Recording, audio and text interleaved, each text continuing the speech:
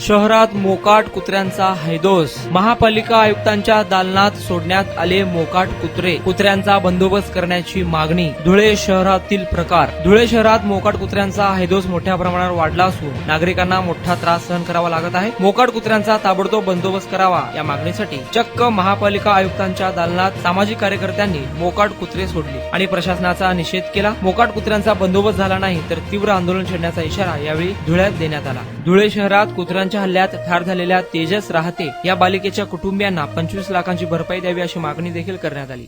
रामदार परदेशी आज आम्ही आयुक्त मॅडमकडे आलो होतो कुत्र्यांसंदर्भात। हे तेजस वसावे तेजस राहतेचं कुटुंब आहे। 1 वर्षाची जी बालिका नुकतीच बोरसेनगर गोंदूर रोड येथील बोरसेनगरमध्ये वाढली, तिची भरपाई करण्यासाठी आम्ही मागणी केलेली 25 लाखाची।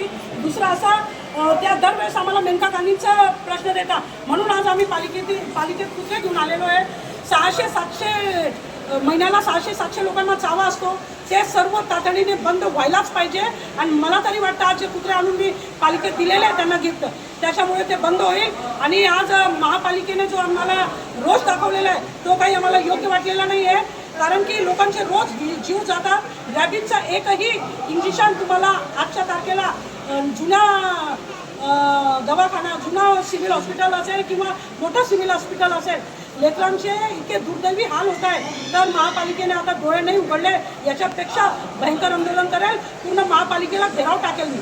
आणि संपूर्ण जेवढे लोक शहरात आहे ज्यांच्या कुटुंबियांना चावा झालेला आहे त्यांचा सर्वे आमचा चालूच आहे, त्यांना घेऊन आम्ही इथे येणार आहोत। आणि आमची एवढीच विनंती आहे की त्यांनी आता तरी या गोष्टीचा विचार करावा आणि तातडीने कुत्र्यांपासून जो चावा होतो त्याच्यापासून शहरवासियांना, जे आपले लोक 11 गावं ॲड झालेले त्यांच्यासह शहरातला एकही भाग असा नाही आहे की जिथे कुत्र्यांचा चावा मोठ्या प्रमाणात होत नाही, तरी पण त्यांनी तातडीने दखल घ्यावी एवढीच विनंती।